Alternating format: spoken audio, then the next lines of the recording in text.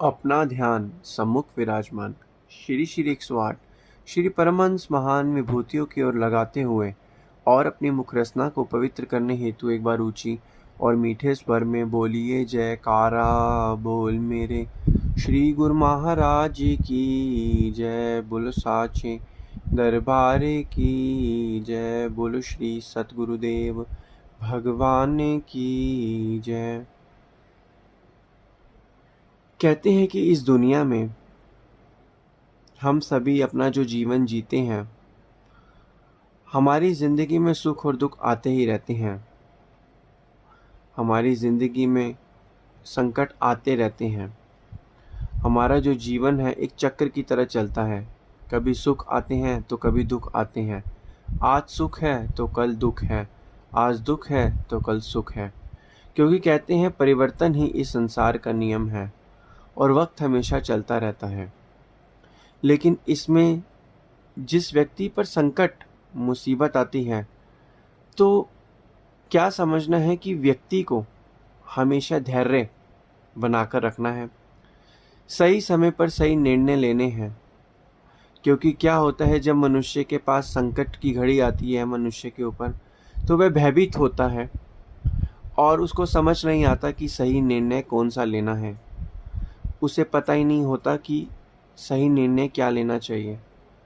उस संकट की घड़ी में मनुष्य की जो विवेक है वो काम ही नहीं करता है और मनुष्य उस धैर्य को खो देता है और जल्दीबाजी में उस संकट में मुश्किलों को बड़ा मान बैठता है और अपने आप को छोटा मान बैठता है। जब मनुष्य यह सोचता है कि मुश्किलें मुझसे बड़ी हैं, तो हमेशा उससे हार जाता है। लेकिन क्या करना चाहिए? मनुष्य को यह समझना चाहिए कि ये मुश्किलें तो मेरे सामने कुछ भी नहीं है, मैं इस मुश्किलों से बहुत बड़ा हूँ। कैसे? एक बार की बात है, एक नगर में एक आदमी रहता था जिसका नाम किशन था। और वह नगर जो था चारों तरफ पर्वत और जंगलों से घिरा हुआ था। उस नगर में क्या था कि हर थोड़े समय के बाद उस नगर में डाकू आते और उस नगर में जो है चोरियां करते। तो जितने भी लोग वहाँ पे थे वो भयभीत होकर रहते थे और डाकू हमेशा आते थे और वहाँ पे नगर में चोरियां करते थे, जंगल से आते। तो ऐसे में क्या हुआ, सभी लोग भयभीत होते थे। जो लोगों की कमाइयाँ होती थी वैसे छुपा कर रखते थे और हमेशा परेशान रहते थे।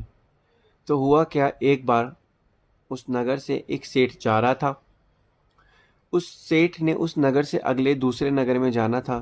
तो जब वह सेठ उस नगर में पहुंचा, तो हुआ क्या कि सेठ के पास बहुत कीमती सामान था और रात भी हो गई थी। सेठ ने सोचा कि आज रात मैं इस नगर में रह लेता हूँ, कल सुबह सुबह जो है इस नगर से दूसरे नगर के लिए रवाना हो जाऊंगा। तो ऐसे में सेठ वहाँ आसपास देख रहा कहीं रहने का कुछ साधन मिल जाए। तो वह सेठ जो था, वह जो किशन नाम का जो आदमी था उसके घर पहुंचा। उसके जब वो घर पहुंचा, तो उसने सेठ ने उस किशन को कहा कि मुझे कल सुबह दूसरे नगर में जाना है। जाना तो आज ही था, लेकिन अंधेरा होने के कारण मैं अपना सफ़र नहीं कर पा रहा। तो कृपया मुझे आप आज के लिए रहने का साधन प्रदान करिए, रहने के लिए जगह दे दीजिए। तो किशन ने कहा कोई बात नहीं, आप आज मेरे घर पे रह सकते हैं। तो किशन ने फिर उस सेठ की सेवा करी।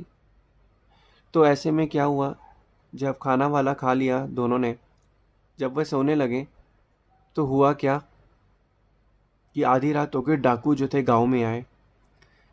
जैसे ही डाकू गांव में आए, तो जो सेठ जो वो था किशन था, उसके पास एक अपनी अमूल्य जो थी पोटली थी, जिसके अंदर उसके सारी मेहनत की कमाई थी, पूंजी थी, जिसको लेके वह इधर उधर भागने लगा, हड़बड़ाहट में चिंता में भागने लगा। तो सेठ उठा। सेठ ने यह देखा कि ये जो किशन है एक पोटली लेके इधर उधर क्यों भाग रहा है। तो ऐसे में सेठ ये देखकर हैरान हो गया। सेठ ने यह पूछा क्या हो गया किशन। तो किशन ने पूरा बताया कि यहाँ पे हर थोड़े समय में चोरियाँ होती हैं और डाकू बाहर जो है आए हुए हैं। तो सेठ ने यह बात सुनी। फिर हुआ क्या कि वो डाकू थोड़ी देर बाद जो आने से पहले सेठ ने किशन को एक तरीका बताया कि तुम एक काम करो, इस पोटली को वहाँ पर एक गड्ढा खोद के उसके अंदर छुपा दो, जिससे अगर वो डाकू आए तो उन्हें पता ही नहीं चल पाएगा। तो ऐसे में क्या हुआ, उसने सेठ के अनुसार किशन ने वह काम कर दिया। और उसके बाद जब डाकू किशन के घर पे आए तो उन्होंने कहा कि जो भी है सावधान, जिसके पास जो भी सामान है वो हमें बता दो कहाँ पर छुपाया हुआ है। तो किशन ने कहा मेरे पास तो कोई भी सामान नहीं है। तो डाकुओं ने कहा हमें बता दो वरना।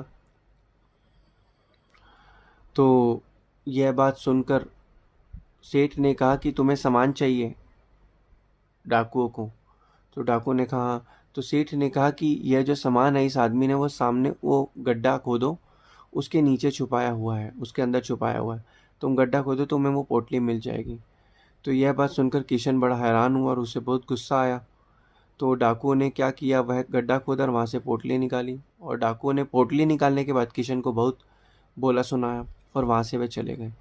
उनके जाने के बाद किशन ने गुस्से से सेठ की तरफ देखा और यह सोचने लगा कि कहीं ये सेठ इन डाकुओं के साथ तो नहीं मिला था। फिर किशन को यह लगा कि अगर इन डाकुओं के साथ मिला था तो ये उनके साथ तो गया ही नहीं, तो क्या चीज़ है। फिर उसने गुस्से में उस सेठ को कहा कि तुमने ही तो मुझे कहा था कि वहाँ पे पोटली दबाने को, तुमने ही आके उसे बता दिया। तो ऐसे में क्या हुआ, सेठ ने कहा देखो अगर मैं ये नहीं बताता तो वो क्या करते, तुम्हारे पूरे घर की तलाशी लेते। और मैं आया हूँ, मेरे पास बहुत कीमती सामान हीरे जवाहरात हैं। जब मैं इस नगर से कल दूसरे नगर में जाऊंगा जो कि मुझे लेके जाना और सामान बेचना है, वो हर तुम्हारे घर में ही रखे हुए थे। और अगर वह जो था तुम्हारे घर की तलाशी लेते तो मेरा सारा सामान जो था पकड़ा जाता।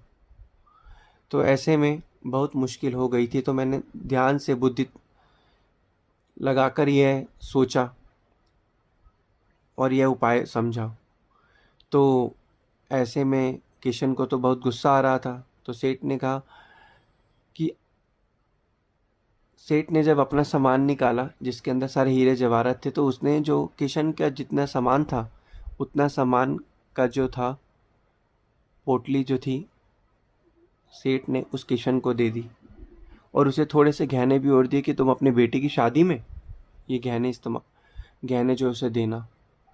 तो उसने यह समझा, बताया कि अगर वह डाकू पूरे घर की तलाशी लेते तो क्या होता कि मेरा जितना भी सामान था वह चुरा लेते। लेकिन अब उन्होंने को सिर्फ एक पोटली मिल गई, तो जिससे जो था उन्होंने घर की तलाशी नहीं ली। तो सेठ ने किस तरीके से हम समझते हैं कि दिमाग लगा के उपाय ढूंढा, और सेठ ने अपने हिस्से के एक जो गहने जवाहरात थे उसको किशन को उसकी पोटली जितना भी था और उसे अलग से भी थोड़े से जो थे गहने दिए उसकी बेटी की शादी के लिए। तो ऐसे ही हम भी लोग जो हैं, जब भी हम कष्ट आते परेशानी आती है, हम लोग जो हैं बिल्कुल ही घबरा जाते हैं और हम गलती कर बैठते हैं, जल्दीबाजी में गलत निर्णय लेते हैं जिससे हम आगे के लिए फंस जाते हैं। तो कहने का तात्पर्य ये है कि जल्दीबाजी में जब हम गलत निर्णय लेते हैं वह हमारे गलत निर्णय हमारी बर्बादी का कारण बनते हैं।